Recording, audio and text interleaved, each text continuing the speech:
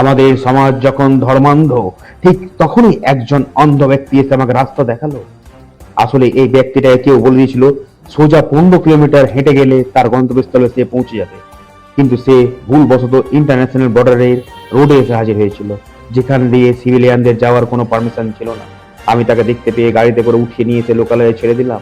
আমি উম্মিদ করেছিলাম সে আমার খুশি হয়ে 1 থেকে 2 কোটি টাকা তো দিবে, কিন্তু সে কিছুই দিল না। উল্টা আমাকে রাস্তা দেখিয়ে বললো তুমি এটা দিয়ে চলে যাও। তারপর আমি আশপাশের লোকের সঙ্গে কথা বলে বুঝতে পারলাম যে সে নিজেই চলে যাবে, শর্টকাট রাস্তা দেখিয়ে দিবে। ঠিক তখনই আমার কাছে একটা মেসেজ আসছে যে একটা এলিয়েন হারিয়ে গেছে। সেই এলিয়ানকে আমি খুঁজতে খুঁজতে পেয়ে গেলাম, মাঠে চড়ে বেড়াচ্ছে, কিন্তু দেখে মনে হলো না এটা আমাদের সৌরমণ্ডলের কোনো এলিয়ান, এটা অন্য জগতের একটা কোনো এলিয়ান হবে, কারণ ওর কথা আমি বুঝতে পারছি না আর আমার কথা ও বুঝতে পারছে না। ঠিক তখন ডিকোডিং এর মাধ্যমে ও আমাকে একটা মেসেজ দিল, তুমি এখান থেকে দূরে চলে যাও, আমাকে ইরিটেট ফিল হচ্ছে।